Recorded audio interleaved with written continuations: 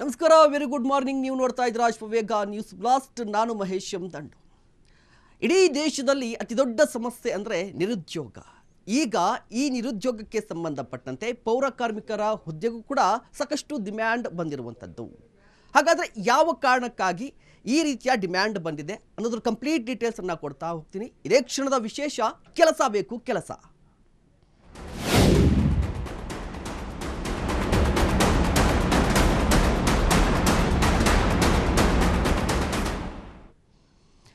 ಈಗಾಗಲೇ ದೇಶದಾದ್ಯಂತ ಅತಿ ದೊಡ್ಡ ಸಮಸ್ಯೆ ಯಾವುದಪ್ಪ ಅಂತ ಹೇಳಿದ್ರೆ ನಿರುದ್ಯೋಗದ ಸಮಸ್ಯೆ. ನಿಮಗೆ ಜಮ್ಮು ಕಾಶ್ಮೀರದಲ್ಲೂ ಕೂಡ ನಿರುದ್ಯೋಗ, ಕನ್ಯಾಕುಮಾರಿಯಲ್ಲೂ ಕೂಡ ನಿರುದ್ಯೋಗ. ಅದೇ ರೀತಿಯಾಗಿ ಈಗ ಬೆಂಗಳೂರಲ್ಲೂ ಕೂಡ ಒಂದು ದೊಡ್ಡ ಬೆಳವಣಿಗೆ ನಡೆದಿದೆ. ಏನಪ್ಪ ಆ ಬೆಳವಣಿಗೆ ಅಂತ ಹೇಳಿದ್ರೆ, ಕಿತ್ತು ತಿನ್ನುವಂಥ ನಿರುದ್ಯೋಗದ ನಡುವೆ ಪೌರ ಕಾರ್ಮಿಕರ ಹುದ್ದೆಗೆ ಭಾರಿ ಡಿಮ್ಯಾಂಡ್ ಬಂದಿದೆ ಅಂತ ಹೇಳಿ. ಒಂದು ಕಡೆ ನಿರುದ್ಯೋಗ, ಈ ಕಾರಣಕ್ಕಾಗಿ ಪೌರ ಕಾರ್ಮಿಕರ ಹುದ್ದೆಗೆ ಭಾರಿ ಡಿಮ್ಯಾಂಡ್ ಬಂದಿದೆ.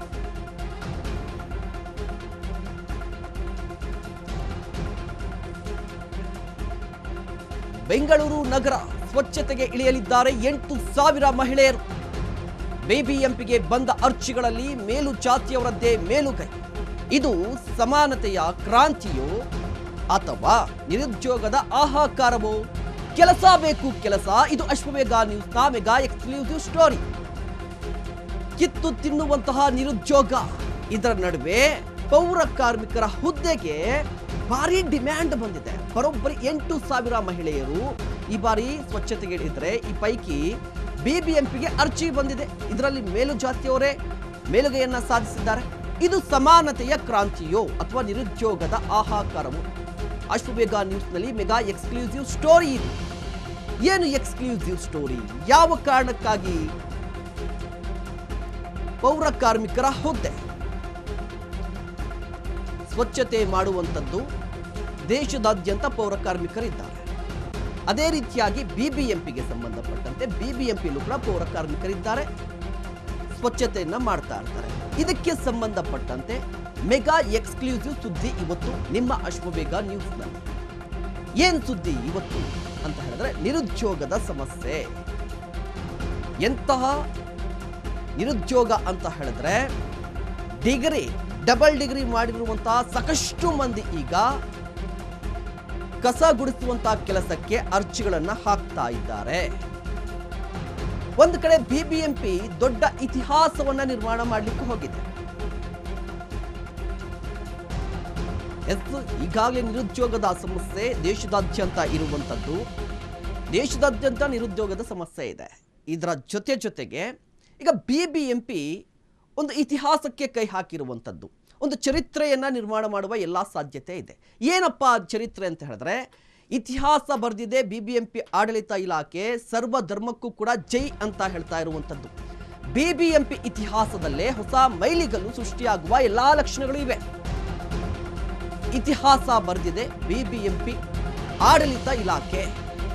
ಸರ್ವ ಧರ್ಮಕ್ಕೂ ಕೂಡ ಜೈ ಅಂತ ಹೇಳಿ ಪಾಲಿಕೆ ಆಡಳಿತ ಇಲಾಖೆ ಹೇಳ್ತಾ ಇದೆ. ಪೌರ ಕಾರ್ಮಿಕರ ನೇಮಕಾತಿಯಲ್ಲಿ ದಾಖಲೆ ಬರೆದಿದೆಯಂತೆ. ಬೆಂಗಳೂರಿನ ಸ್ವಚ್ಛತೆಗೆ 12,650 ಪೌರ ಕಾರ್ಮಿಕರು ಸಜ್ಜಾಗಿದ್ದಾರೆ. ಅತಿ ಶೀಘ್ರದಲ್ಲಿ ಈ ಎಲ್ಲರಿಗೂ ಕೂಡ ನೇಮಕಾತಿ ಭಾಗ್ಯ ಸಿಗುತ್ತೆ. ಈಗಾಗಲೇ ಪೊಲೀಸ್ ವೆರಿಫಿಕೇಶನ್ ಕೂಡ ಕಂಪ್ಲೀಟ್ ಆಗಿದೆ. ಹೊಸ ಪೌರರ ನೇಮಕಾತಿಗೆ ಮುಹೂರ್ತ ಅಷ್ಟೇ ಬಾಕಿ ಇರುವಂಥದ್ದು. ಮುಹೂರ್ತ ಆರ್ಡರ್ ಕಾಪಿ ಹೋಗ್ಬೇಕಿರುವಂಥದ್ದಷ್ಟೇ. ಅಂದ್ರೆ ಬಿಬಿಎಂಪಿ ಈ ಬಾರಿ ಏನ್ ಮಾಡಿದೆ ಅಂತ ಹೇಳಿದ್ರೆ, ಒಂದು ದೊಡ್ಡ ಹೆಜ್ಜೆಯನ್ನ ಇಟ್ಟಿರುವಂಥದ್ದು. ದೊಡ್ಡ ಹೆಜ್ಜೆಯನ್ನೇ ಬಿಬಿಎಂಪಿ ಇಟ್ಟಿದೆ. ಏನಪ್ಪ ದೊಡ್ಡ ಹೆಜ್ಜೆ ಅಂತ ಹೇಳಿದ್ರೆ, ಸರ್ವ ಧರ್ಮಕ್ಕೂ ಸರ್ವ ಜಾತಿಗೂ ಕೂಡ ಸಮಾನ ಅವಕಾಶ. ಸರ್ವ ಧರ್ಮಕ್ಕೂ ಸರ್ವ ಜಾತಿ ಅಂದ್ರೆ ಧರ್ಮದ ಆಧಾರದಲ್ಲಿ, ಜಾತಿಯ ಆಧಾರದಲ್ಲಿ ಯಾವುದೇ ರೀತಿಯಾಗಿ ತಾರತಮ್ಯ ಮಾಡದೆ ಎಲ್ಲರಿಗೂ ಕೂಡ ಸಮಾನ ಅವಕಾಶ. ಯಾಕೆ ಅಂತ ಹೇಳಿದ್ರೆ, ಪೌರ ಕಾರ್ಮಿಕರ ನೇಮಕದಲ್ಲಿ ಈ ಬಾರಿ ಬೆಂಗಳೂರಿನ ಸ್ವಚ್ಛತೆಗೆ ಬರೋಬ್ಬರಿ 12,650 ಪೌರ ಕಾರ್ಮಿಕರ ನೇಮಕಾತಿಯಾಗಿದೆ. ಅತಿ ಶೀಘ್ರದಲ್ಲಿ ಈ ಪೌರ ಕಾರ್ಮಿಕರು ನೇಮಕ ಆಗುತ್ತಾರೆ. ಪೊಲೀಸ್ ವೆರಿಫಿಕೇಶನ್ ಕೂಡ ಕಂಪ್ಲೀಟ್ ಆಗಿದೆ. ಇದರಲ್ಲಿ ಮಹಿಳೆಯರದ್ದು ಹೆಚ್ಚು ಪಾಲಿರುವಂಥದ್ದು, ಜೊತೆಗೆ ಇಷ್ಟು ದಿನಗಳಿಂದ ಇದ್ದಂತಹ ಒಂದು ಸಂಪ್ರದಾಯ ಪರಿಪಾಠಕ್ಕೆ ಬ್ರೇಕ್ ಹಾಕಿರುವಂಥದ್ದು.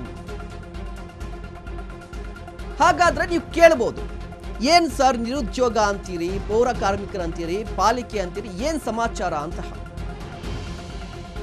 ಶುರುವಾಗಿದ್ದು ನಿರುದ್ಯೋಗದಿಂದ, ಈಗ ಬಂದಿರುವಂಥದ್ದು BBMPಗೆ, ಅದರಲ್ಲೂ ಕೂಡ ಸರ್ವಧರ್ಮಕ್ಕೂ ಜೈ ಎಂದಿದೆ ಅಂತ ಹೇಳ್ತೀರಿ. ಯಾವ ರೀತಿ ಅಂತ ಹೇಳಿದ್ರೆ, ಎಸ್, ಗಮನಿಸ್ತಾ ಇರ್ಬೋದು.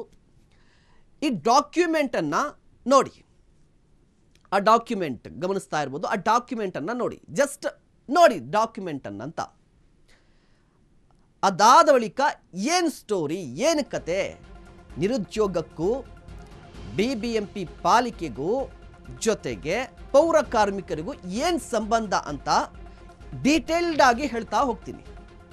ಜಸ್ಟ್ ನೋಡಿದ್ರಲ್ವಾ. ಇದಾದ ಬಳಿಕ ಏನಪ್ಪಾ ಅಂತ ಹೇಳಿದ್ರೆ, ಒಂದು ಸಣ್ಣ ಪೀಠಿಕೆ. ಏನು ಪೀಠಿಕೆ ಅಂತ ಹೇಳಿದ್ರೆ, ಹರಿಯಾಣದಲ್ಲೂ ಕೂಡ ಪೌರ ಕಾರ್ಮಿಕರಿಗೆ ಕಾಲ್ ಫಾರ್ ಮಾಡಿರುವಂಥದ್ದು. ಸೆಪ್ಟೆಂಬರ್ ತಿಂಗಳಲ್ಲಿ ಹರಿಯಾಣದಲ್ಲೂ ಕೂಡ ಇದೇ ರೀತಿಯಾಗಿ ಪೌರ ಕಾರ್ಮಿಕರ ಹುದ್ದೆಗೆ ಅರ್ಜಿ ಆಹ್ವಾನವನ್ನು ಮಾಡಲಾಗಿತ್ತು.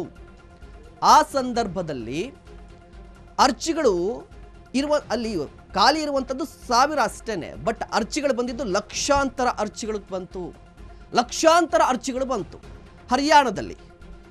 ಏನು ವಿಶೇಷತೆ ಅಂತ ಹೇಳಿದ್ರೆ, ಈ ಅರ್ಜಿಗಳು ಬಂತಲ್ವಾ, ಅದರಲ್ಲಿ ಯಾರಿದ್ದಾರೆ ಅಂತ ಹೇಳಿದ್ರೆ, ಮುಖ್ಯವಾಗಿ ಇರುವಂಥದ್ದು ಡಬಲ್ ಡಿಗ್ರಿ ಹೋಲ್ಡರ್ಸ್ ಇದ್ದಾರೆ. ಡಬಲ್ ಡಿಗ್ರಿ ಮಾಡ್ಕೊಂಡಿರುವಂತಹ ಯುವಕ ಯುವತಿಯರು ಕಸ ಗುಡಿಸುವಂತಹ ಪೌರ ಕಾರ್ಮಿಕ ಕೆಲಸಕ್ಕೆ ಅರ್ಜಿಯನ್ನ ಹಾಕಿದ್ದಾರೆ. Point number 1. ಪಾಯಿಂಟ್ ನಂಬರ್ 2 ಏನಪ್ಪಾ ಅಂತ ಹೇಳಿದ್ರೆ, ಪದವಿಯನ್ನ ಪಡೆದುಕೊಂಡಂತಹ 1 ಲಕ್ಷಕ್ಕೂ ಅಧಿಕ ಮಂದಿ ಅರ್ಜಿಯನ್ನ ಹಾಕಿದ್ದಾರೆ. ನೋಡಿ, ಡಬಲ್ ಡಿಗ್ರಿ ಮಾಡಿರುವಂಥದ್ದು, ಪದವಿಯನ್ನ ಪಡೆದುಕೊಂಡಿರುವಂಥವರು ಎಲ್ಲರೂ ಕೂಡ ಪೌರ ಕಾರ್ಮಿಕರ ಹುದ್ದೆಗೆ ಅರ್ಜಿಯನ್ನ ಹಾಕಿದ್ದಾರೆ. ಅಂದ್ರೆ ಏನರ್ಥ ಅಲ್ಲ, ಯಾವುದೇ ಕೆಲಸ ಕೂಡ ಕೀಳಂತ ಅಲ್ಲ. ಬಟ್ ಇಲ್ಲಿ ಪ್ರಶ್ನೆ ಏನಪ್ಪಾ ಅಂತ ಹೇಳಿದ್ರೆ, ಕಸ ಗುಡಿಸುವಂತಹ ಕೆಲಸಕ್ಕೆ ಅವರು ಡಬಲ್ ಡಿಗ್ರಿ ಮಾಡಬೇಕಿತ್ತ ಅನ್ನುವ ಪ್ರಶ್ನೆ. ಅದೇ ರೀತಿಯಾಗಿ ಈಗ ಬೆಂಗಳೂರಿಗೆ ಬರುವುದಾದ್ರೆ, ಸದ್ಯ ಬೆಂಗಳೂರು ಎದುರಿಸ್ತಾ ಇರುವಂತಹ ಪೌರರ ಕೊರತೆಗೆ ಫುಲ್ ಸ್ಟಾಪ್ ಅನ್ನ ಹಾಕ್ಲಿಕ್ಕೆ ಹೋಗಿದೆ. ಪೌರ ಕಾರ್ಮಿಕರ ಅಗತ್ಯ ಬಹುತೇಕ ಪೂರ್ಣಗೊಳಿಸಿದೆ ರಾಜ್ಯ ಸರ್ಕಾರ. ಪೌರ ಕಾರ್ಮಿಕರ ಕೊರತೆ ಕೂಗಿಗೆ ಸ್ಪಂದಿಸಿರುವಂತದ್ದು ರಾಜ್ಯ ಸರ್ಕಾರ. Good, well and good. ಗುತ್ತಿಗೆ ಕೆಲಸ ಮಾಡ್ತಾ ಇದ್ದಂತ ಪೌರ ಕಾರ್ಮಿಕರಿಗೆ ಈಗ ಕಾಯಂ ಭಾಗ್ಯ ಕೂಡ ಸಿಕ್ಕಿರುವಂತದ್ದು. ಇದು ಕೂಡ ನಿಜ ಮತ್ತು ಶ್ಲಾಘನೀಯ. ಇದರ ಜೊತೆಗೆ ಈಗ ಮತ್ತೊಂದು ವಿಚಾರ ಏನಪ್ಪಾ ಅಂತ ಹೇಳಿದ್ರೆ, 12,650 ಪೌರ ಕಾರ್ಮಿಕರಲ್ಲಿ ಮಹಿಳೆಯರದ್ದೇ ಮೇಲುಗೈ ಇರುವಂಥದ್ದು. ಅಂದ್ರೆ ಬರೋಬ್ಬರಿ 8,000ಕ್ಕೂ ಅಧಿಕ ಮಹಿಳೆಯರು ಈ ಬಾರಿ ಆಯ್ಕೆ ಆಗಿದ್ದಾರೆ, ಅವ್ರಿಗೆ ಕೆಲಸ ಸಿಕ್ಕಿದೆ. ಅಂದ್ರೆ ರಾಜ್ಯದಲ್ಲಿ ಮುಖ್ಯವಾಗಿ ಬೆಂಗಳೂರಲ್ಲಿ ಮಹಿಳಾ ಸಬಲೀಕರಣಕ್ಕೂ ಕೂಡ ಒಂದಿಷ್ಟು ಸಾಕ್ಷಿ ಆಗ್ತಾ ಇದೆ ಅಂತ, ಮಹಿಳಾ ಸಬಲೀಕರಣ ಆಗ್ತಾ ಇದೆ ಅಂತ ಹೇಳಿ. ಈ ಕಾಲ್ ಫಾರ್ ಆಗಿರುವಂತಹ ಅಥವಾ ನೇಮಕ ಆಗಿರುವಂತಹ ಈ 12,000ಕ್ಕೂ ಹೆಚ್ಚು ಮಂದಿಯಲ್ಲಿ 75% ಮಹಿಳೆಯರ ಪ್ರಮಾಣ ಹೆಚ್ಚಾಗಿದೆ. ಅಂದ್ರೆ ಪೌರ ಕಾರ್ಮಿಕರ ಹುದ್ದೆಗೆ ನೇಮಕಾತಿ ಆಲ್ಮೋಸ್ಟ್ ಪೊಲೀಸ್ ವೆರಿಫಿಕೇಶನ್ ಎಲ್ಲವೂ ಕೂಡ ಕಂಪ್ಲೀಟ್ ಆಗಿದೆ. ಇದರಲ್ಲಿ ಒಂದು ಗಮನಿಸಬೇಕಾದ ವಿಚಾರ ಏನಪ್ಪಾ ಅಂತ ಹೇಳಿದ್ರೆ, ಮಹಿಳಾ ಸಬಲೀಕರಣಕ್ಕೆ ಒಂದಿಷ್ಟು ಒತ್ತನ್ನು ಕೊಟ್ಟಿದ್ದಾರೆ. ಹೇಗೆ ಅಂತ ಹೇಳಿದ್ರೆ, ಬರೋಬ್ಬರಿ 8,000ಕ್ಕೂ ಅಧಿಕ ಮಹಿಳೆಯರಿಗೆ ಕೆಲಸ ಸಿಕ್ಕಿದೆ.